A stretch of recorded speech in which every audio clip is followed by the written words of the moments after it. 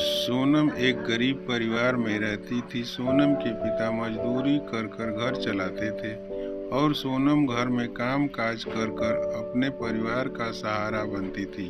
रोज सुबह सोनम के पिता काम पर जाते और शाम को घर वापस आते थे और सोनम दिन भर घर में अपना काम करती रहती थी।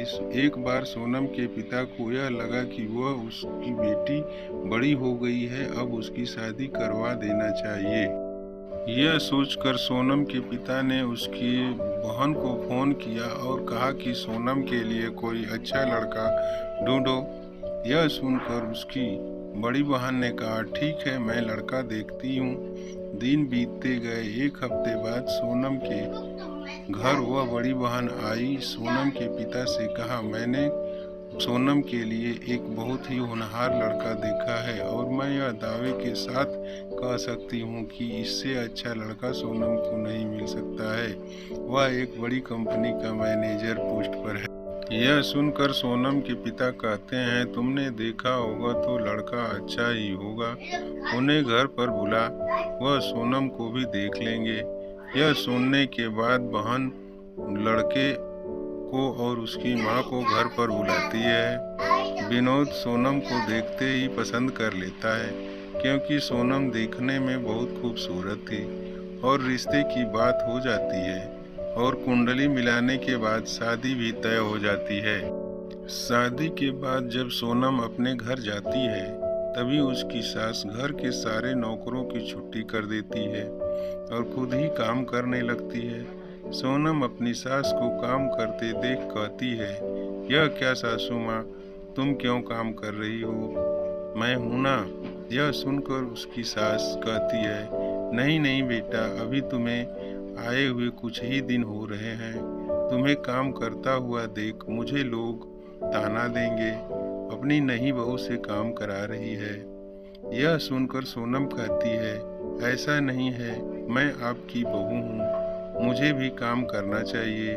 और सोनम अपनी सास से पोंछा लेकर घर को पोंछने लगती है। यह देखकर उसकी सास बहुत खुश होती है और कहती है, मुझे तो यह फ्री की नौकरानी मिल गई, अब तो मुझे पगार भी नहीं देना पड़ेगा। और सोनम बेचारी रोजाना पूरे घर का काम करती है, बर्तन धोती है, कपड़े धोती है और खाना बनाती है और उसकी सास आराम से बैठी रहती है। एक मर्तबा जब सोनम पोंछा लगा रही थी तभी उसका छोटा देवर आ गया और फर्श पर से आने लगा। यह देखकर सोनम ने कहा, अभी रुको, मैंने पोंछा लगाया है, 2 मिनट रुको। यह सुनकर वह रूठ गया और कहा, यह मेरा घर है, मैं जहाँ से चाहूँ आ जा सकता हूँ। यह सुनकर सोनम ने कहा, हाँ, लेकिन मैंने अभी पोंछा लगाया है, तुम्हारे पैरों से यह गंदा हो जाएगा। यह सुनकर उसका देवर अपनी माँ को बुलाया और कहता है, देखो माँ, मुझे यह अपने ही घर में कह रही है कि इधर से आओ, उधर से आओ। यह सुनकर उसकी सास कहती है, सोनम, तुम्हें यह कहने का कोई हक नहीं है। यह सुनकर सोनम कहती है कि माँ जी, यह क्या करें, यहाँ तो हक जितना आपका इस घर पर है उतना ही मेरा इस घर पर हक है, क्योंकि मैं इस घर की बहू हूँ। सोनम का देवर यह सारी बातें मोबाइल में रिकॉर्ड कर लेता है और सोनम के पति के आने के बाद उन्हें सुना देता है। सोनम का पति अपनी माँ से इस तरह बात करते हुए देख सोनम पर बहुत गुस्सा होता है और सोनम को बहुत मारता है और उसे घर से बाहर निकाल देता है। सोनम कहती है, मुझे अभी क्यों निकाल रहे हो, इतनी रात में मुझे घर में रहने दो, मुझे तो अभी यहाँ पता ही नहीं है। यह सुनकर उसकी सास कहती है, जा मर गई कहीं में जाकर, हमें इससे कोई लेना देना नहीं है।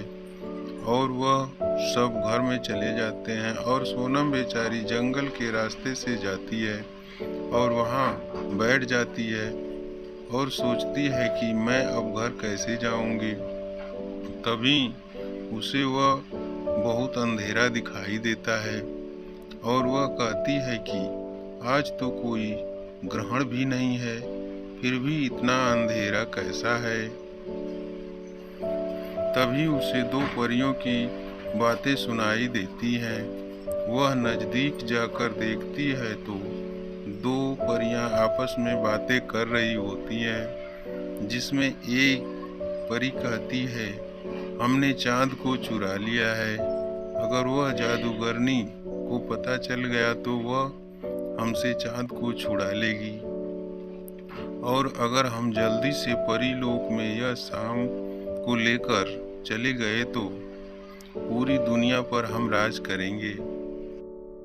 यह बात सुनकर सोनम घबरा जाती है और कहती है, मुझे उस जादूगरनी को इस बारे में बताना होगा। तो जल्दी से जंगल के गुफा में जाती है और जादूगरनी से कहती है कि परियों ने चांद को चुरा लिया है। यह सुनकर जादूगरनी कहती है, मुझे जिसका डर था वही हो गया, और वह जल्दी से वहां जाती है जहां पर यह बातें कर रही थी। फिर जादूगरनी एक झाड़ू सोनम को देती है और सोनम के साथ जादुई झाड़ू पर उड़कर आसमान में जाती है और उन परियों का पीछा करने लगती है।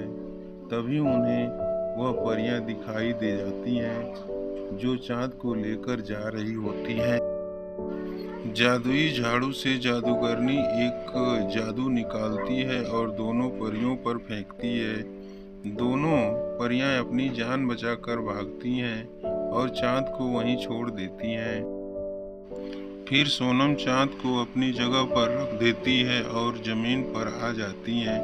यह देखकर जादूगरनी बहुत खुश हो जाती है और सोनम से कहती है, तुम बहुत बहादुर लड़की हो। मैंने तुम जैसी बहादुर लड़की अभी तक नहीं देखी, लेकिन मैं यह जानना चाहती हूँ कि इस जंगल में तुम इस वक्त कोई नहीं आता जाता है, फिर तुम कैसे आ गई हो? यह सुनकर सोनम अपनी पूरी कहानी बताती है। यह सुनकर जादूगरनी कहती है, कोई बात नहीं, मैं तुम्हें तुम्हारे घर छोड़ देती हूँ। जादूगरनी सोनम को उसके घर जाकर छोड़ती है। घर जाकर सोनम की पिता कहते हैं, बेटी तुम इतनी रात को क्या कर रही हो और यह तुम्हारे साथ कौन है? तभी सोनम अपने पिता को यह सब बातें बताती है और उसके पिता कहते हैं, अच्छा होगा तुम घर आ गई, मुझे ऐसे लोगों के साथ तुम्हें नहीं देना चाहिए था। यह सुनकर सोनम कहती है, पापा जो हुआ सो हुआ, अब हमें उन सब बातों को भूल जानी चाहिए। फिर जादूगरनी सोनम का घर बहुत ही बड़ा कर देती है और सोनम को बहुत सारे पैसे देती है। इससे सोनम और उसके पिता बहुत ही अमीर हो जाते हैं और आसानी से अपनी ज़िंदगी गुजारने लगते हैं। फिर सोनम का पिता उसे डिवोर्स दिला देते हैं और सोनम की दूसरी शादी करा देते हैं। अब सोनम को बहुत ही अच्छा ससुराल मिला था और सोनम बहुत ही खुशी खुशी अपने ससुराल में रहती है और उसके पिता भी बहुत खुश होते हैं।